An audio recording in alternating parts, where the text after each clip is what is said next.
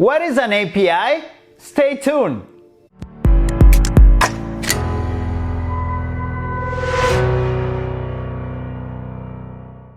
In today's episode, I would like to explain you what an API is.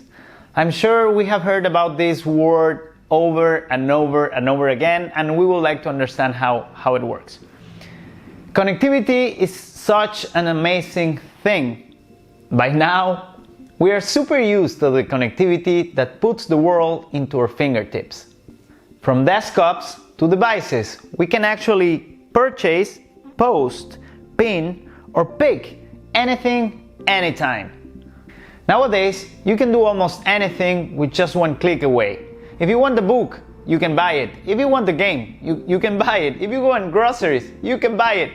Basically, again, as I said before, you have the world in your hands. You may be wondering, how does this happen? How data goes from here to there? How does different devices and applications connect with each other to let us purchase, make a reservation, or even book a flight with just a few clicks? The unsung hero of this is the API, the Application Programming Interface.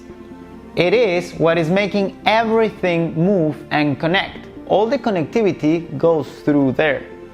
How we understand this and put it into a simple context. So basically, the API is the messenger that is taking a piece of information to one place, retrieving more information, and then returning to us. Basically, the API is taking the request, telling the system what you want to do, and then the system returns with an answer. The API is the one taking the input and taking the output. So let's think on a practical example. Let's think or imagine that we are on a restaurant. We are seated over there and we want to eat something. We're looking at the menu and we want to pick something. So in order for the kitchen to prepare this dish, there should be some connection between the client ordering from the menu and the kitchen to prepare it. So this link is the API. In this case, it will be represented by a waiter. And the waiter takes the order from the client, goes to the kitchen prepares the order, and when it's ready, the waiter takes it back to the client. It's very simple. And this is how connectivity works everywhere. So let's put another example. Let's think that all of this situation is over and we want to book a flight. We go to a direct website of any airline and we start to put some variables, right? So we put the dates, we put the type of luggage we want to take, all the variables that we want.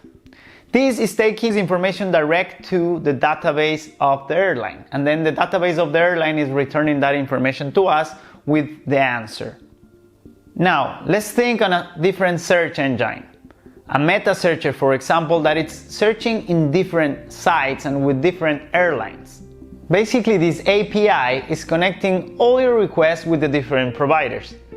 If you want a meal, or check your luggage, or maybe see the timing, it will go to the database of the different providers and then return it back to you.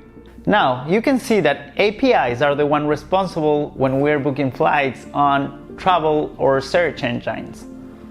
Also, they are the responsible of connecting applications, data, and devices worldwide.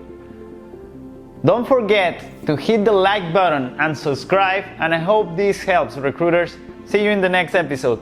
Ciao!